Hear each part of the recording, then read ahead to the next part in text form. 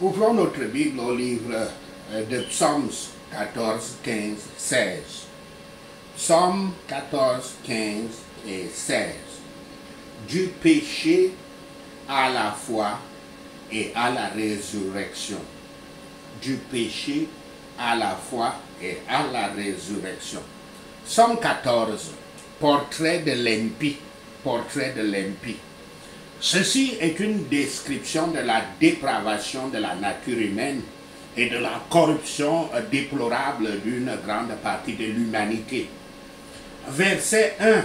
Ce psaume s'appuie sur plusieurs des thèmes des psaumes précédents, en particulier le contraste entre la sainteté de Yahweh et la folie des méchants. Le psaume 14 met davantage l'accent sur les imbéciles qui ignorent Yahweh. Les mots hébreux rendus traduits idiots dans les psaumes dénotent celui qui est moralement déficient. En revanche, le psaume 15 met l'accent sur les avantages d'être parmi les justes. David commence par l'observation perspicace. Les gens stupides supposent que Yahweh n'existe pas. C'est l'observation. Cette présomption intérieure de non-existence de Dieu, bien que tout à fait fausse, aboutit alors à des actions extérieures corrompues et même viles. Quand ceux qui croient en Yahweh regardent cela, ils sont perturbés et même horrifiés par un tel comportement. Le fou avait dit, voici ce que le fou dit à son cœur. Il n'y a pas de Dieu. Le pécheur ici est décrit, le pécheur qui est décrit ici est un athée, celui qui dit qu'il n'y a pas de juge ou gouverneur du monde, pas de providence qui régit les affaires des hommes. Il dit cela dans son cœur. Versets 4 à 5. Les actions des méchants semblent être froides et calculées. Ils dévorent le peuple de Yahweh comme s'ils mangeaient du pain, ce qui est l'équivalent moderne. Donc l'équivalent moderne de cela peut être l'expression sucer l'orange et jeter l'écorce. Et ils n'appellent jamais Dieu. Le pécheur ne peut pas se satisfaire qu'il n'y en a pas, en parlant de Dieu.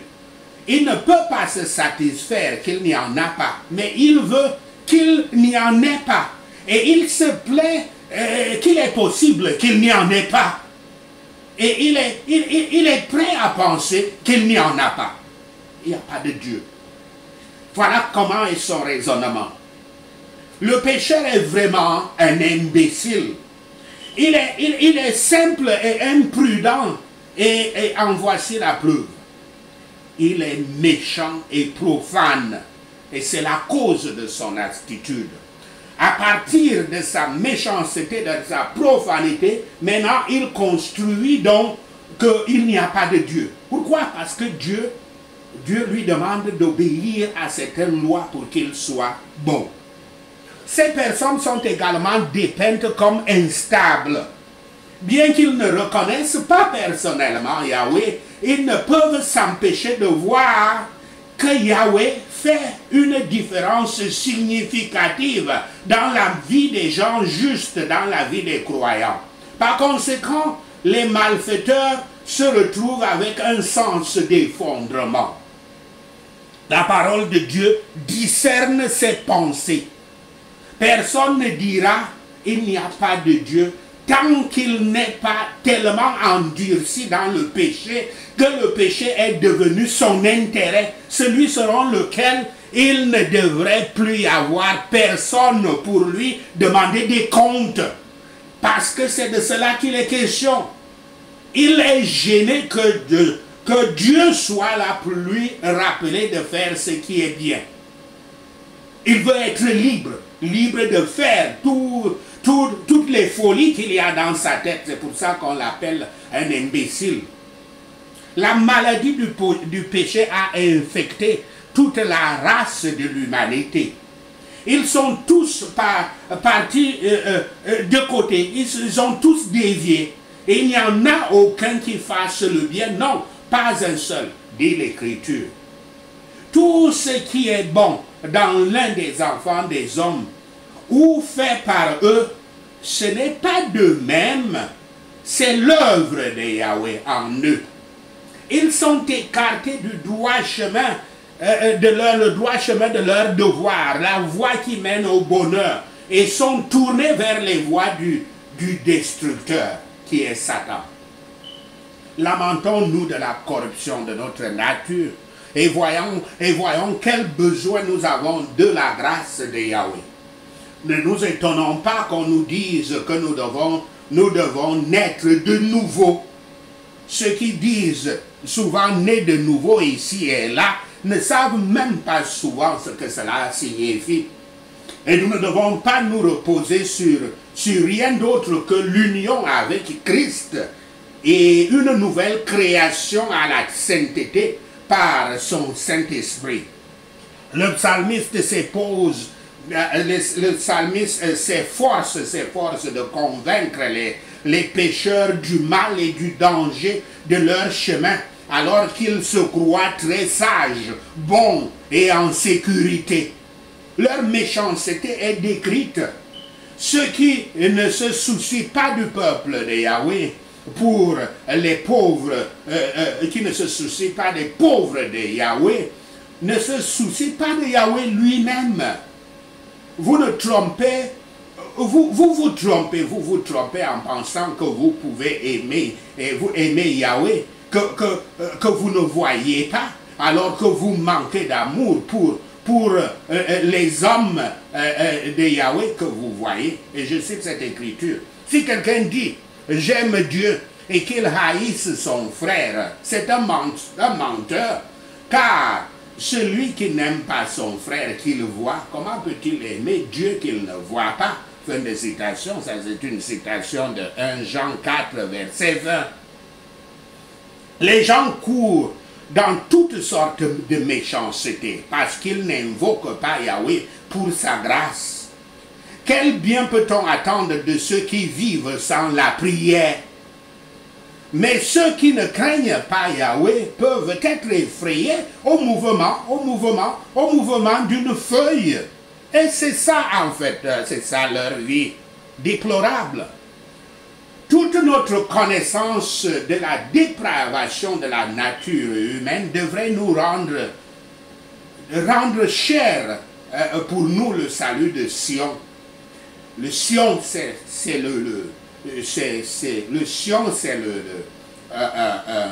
la dimension de Yahweh, le royaume de Yahweh. Mais au ciel seul, toute la compagnie des rachetés se réjouira pleinement et pour toujours. Le monde est mauvais. Oh, que le Messie vienne et change son caractère. Il y a une corruption universelle. Oh, que viennent les temps de la réforme. Les triomphes du roi de Sion seront les joies des enfants de Sion. La seconde venue du Christ pour finalement faire disparaître la domination du péché et de Satan sera l'avènement de ce salut qui est l'espoir et sera la joie de tout Israélite, tout chrétien en effet. Avec cette assurance, nous devrions nous réconforter les uns les autres sous les péchés des pécheurs et les souffrances des saints. Somme 15, portrait du juste. Le chemin du ciel, le chemin des Sion, c'est si nous voulons être heureux, nous devons être saints. Nous sommes encouragés à marcher de cette façon. Car Yahweh dit clairement dans Lévitique 20, verset 26 et d'autres versets, « Soyez saints, parce que je suis saint. » Verset 1. Avec tant de psaumes précédents exprimant la confusion, le désespoir et l'indignation de l'auteur sur le fait que les impies semblent sévir tandis que les croyants en Yahweh luttent pour s'en sortir. Psaume 15 est un rappel simple mais puissant de ce qui est vraiment important. Le psalmiste, vraisemblablement David, donne l'ouverture sur une simple question. Que faut-il pour trouver la faveur de Yahweh? Telle est la question. Quel genre de personnes peuvent approcher Yahweh et passer du temps avec lui? Voici une question donc très sérieuse concernant le caractère d'un citoyen de Sion. Le bonheur des saints glorifiés est d'habiter dans la colline sainte. Comme j'ai dit, Sion, c'est le royaume de Dieu. Nous parlons du Sion spirituel. C'est le royaume de Yahweh. Ils sont chez eux. Ceux qui y sont, qui habitent dans Sion. Ils sont chez eux. Ils seront là pour toujours. Notre souci devrait être de nous assurer que nous avons une place parmi les saints. Une réponse très simple et particulière est donnée dans ce psaume. Ceux qui désirent connaître leur devoir trouveront les Écritures comme un guide très fidèle et leur conscience comme un moniteur fidèle. Un citoyen de Sion est sincère dans sa piété. Il est vraiment ce qu'il prétend être et s'efforce de rester complet dans toute la volonté de Dieu. Il est juste envers Yahweh et envers les hommes. Et parlant aux deux, il dit la vérité de son cœur. Il méprise et abhorre le faux et la fraude. Il ne peut pas compter sur une bonne affaire, ni comme une bonne chose, une chose faite avec un mensonge. Il ne peut pas le compter comme une bonne affaire ou comme une bonne chose. Toute chose faite avec un mensonge est rejetée par lui. Et il sait que celui qui fait du tort à son prochain finira par se blesser lui-même. Il fait très attention à ne faire du mal à personne. Il ne parle pas mal de personne. Il ne fait pas des défauts des autres une matière de sa conversation courante. Il fait le meilleur de tout le monde et le pire de personne. Si on lui disait une histoire malfaisante, il la refuterait s'il le pouvait. Sinon, ça n'irait pas plus loin avec lui. Il valorise les hommes par leur vertu et leur piété. Les méchants, par contre, sont des gens vils, sans valeur et bons à rien pour lui. Ainsi dit la parole. Le citoyen de Sion ne pense pas le pire de la piété de quiconque à cause de sa pauvreté et sa condition humble.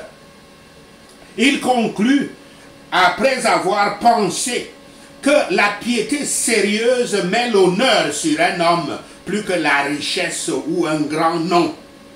Il honore de telles personnes, désire leur conversation et s'intéresse à leur prière. Il est heureux de leur montrer du respect et de leur faire une gentillesse.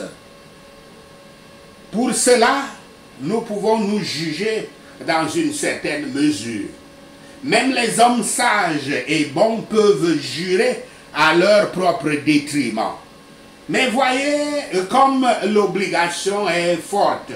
Un homme doit pouvoir subir la perte pour lui et sa famille que de voir le malheur de son voisin. Il n'augmentera pas sa succession par l'extorsion ou par la subordination. Il ne veut pas, pour quelque gain que ce soit, ni pour aucun espoir pour lui-même, faire quoi que ce soit pour blesser une cause juste. Notez bien que les causes justes sont définies par les commandements, les décrets et les règlements de Yahweh. Chaque vrai membre vivant de l'Église du Christ, comme l'Église elle-même, est construit sur un rocher. Celui qui fait ces choses ne sera pas ébranlé pour toujours. La grâce de Yahweh lui sera toujours suffisante. L'union de ces tempéraments et de cette conduite ne peut naître que du repentir du péché, de la foi au Sauveur et de l'amour pour lui. À ces égards, examinons-nous et éprouvons-nous nous-mêmes. Psaume 16, récompense et certitude du juste. Ce psaume commence par des expressions de dévotion qui peuvent être appliquées au Christ. Mais il se termine avec une telle confiance d'une résurrection que cela doit être appliqué à Yahshua le Christ et à lui seul. Notez bien que David, c'est 1000 ans avant la venue du Christ, mais lui, il parlait déjà, il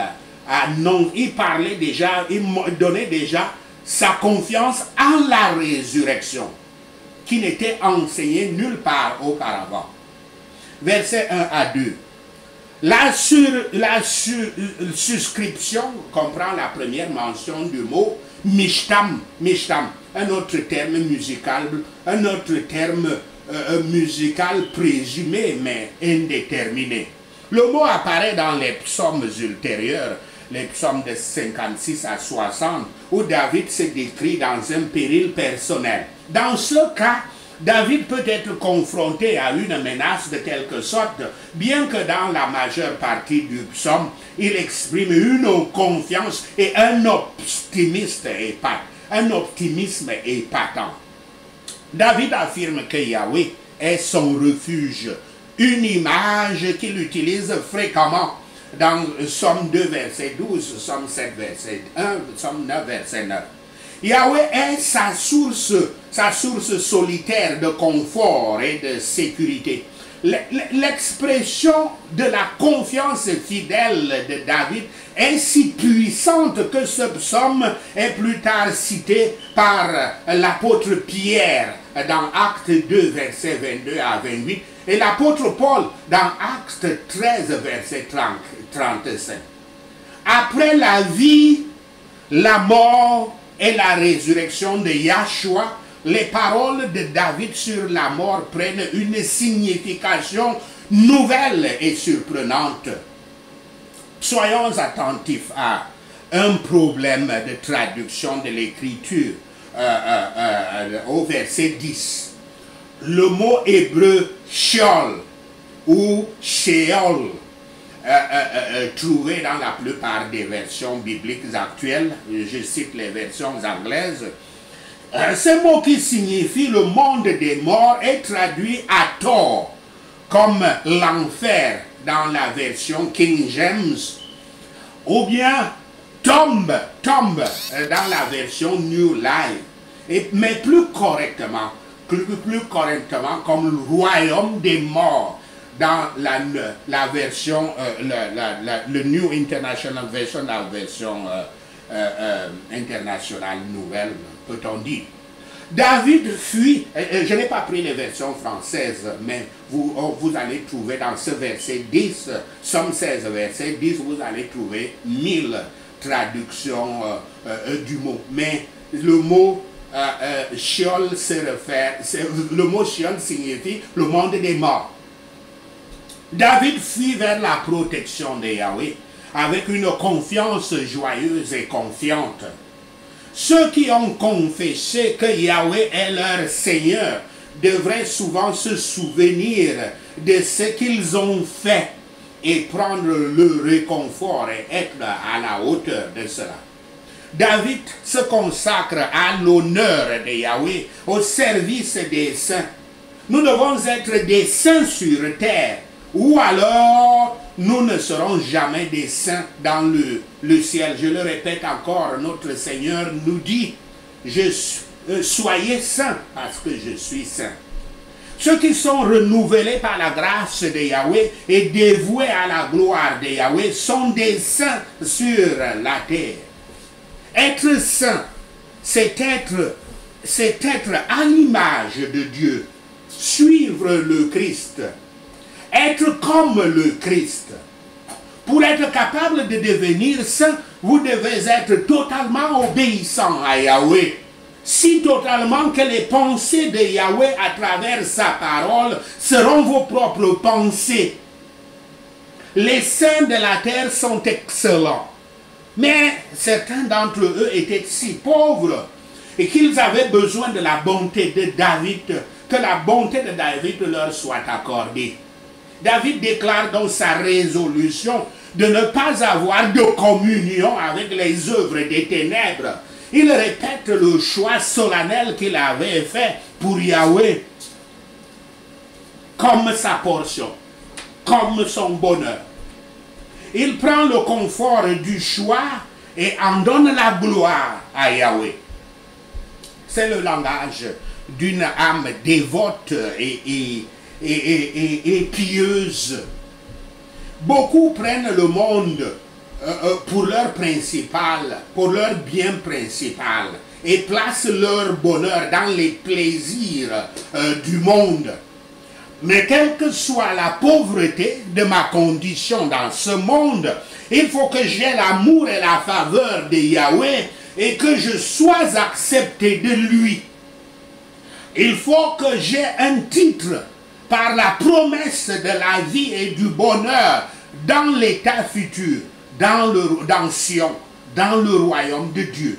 Et cela doit être assez, doit être suffisant pour moi. Le ciel est un héritage.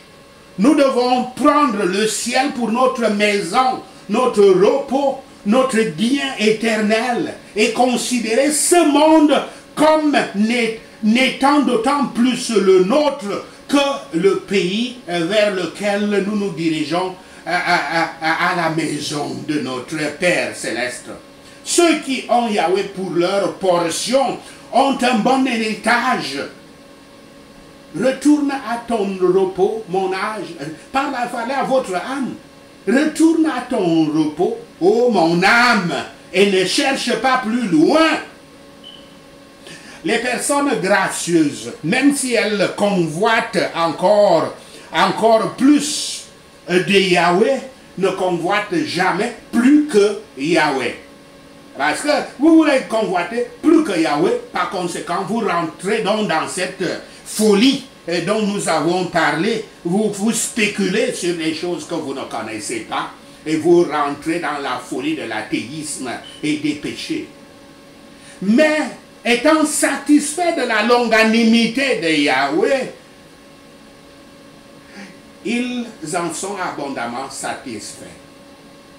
Il n'en vient rien de leur plaisir charnel et de leur... Ils n'en vivent rien de leur plaisir charnel et de leur délice. Voilà la vie des saints. Mais nous sommes si ignorants et si sots que, abandonnés à nous-mêmes, nous abandonnerons nos propres miséricordes pour des vanités menteuses. Yahweh ayant donné conseil à David par sa parole et son esprit, ses propres pensées l'enseignèrent pendant la nuit et l'engagèrent par la foi à vivre selon Yahweh.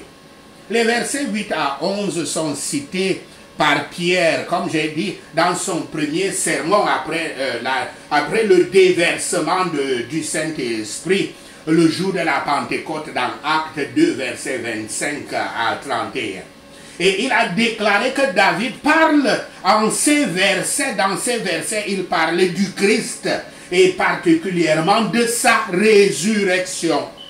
Et Christ étant la tête du corps, le corps qui est l'Église, l'Église, ces versets peuvent être appliqués à tous les disciples du Christ. tous les véritables chrétiens, guidés et animés par le Saint-Esprit du Christ. Et nous pouvons donc apprendre que c'est notre sagesse et notre devoir de mettre Yahweh toujours devant nous. David n'a pas la même perspective de la résurrection et de la vie éternelle que les croyants modernes, après, puisque nous avons été mieux éclairés par Yahshua le Messie. Mais ainsi, il est assuré et positif quand il pense à la mort. Car si nos yeux sont toujours rivés vers Yahweh, nos cœurs et nos langues peuvent toujours se réjouir en lui. La mort détruit l'espoir de l'homme, mais pas l'espoir d'un vrai disciple du Christ. La résurrection du Christ est un symbole de la résurrection du croyant. Dans ce monde, le chagrin est notre lot, mais au ciel, dans Sion, il y a de la joie, une plénitude de joie. Nos plaisirs sont ici un moment, mais ceux qui sont à la droite de Yahweh sont des plaisirs pour toujours. Seigneur Yahweh, pour cela, ton Fils bien-aimé et notre cher Sauveur, tu nous montreras le chemin de la vie. Tu justifieras nos âmes maintenant et lèveras nos corps par ta puissance au dernier jour. Quand la tristesse terrestre finira dans la joie céleste, la douleur dans le bonheur éternel. Sachez ceci et le Seigneur Yahweh vous bénira. Passons au point de prière. Prions, demandons au Père Yahweh de nous aliéner les pécheurs, de nous éloigner les pécheurs et malfaiteurs, et de nous associer les saints, et nous mettre en route pour Sion. Père Yahweh, ne me laisse pas marcher avec le fou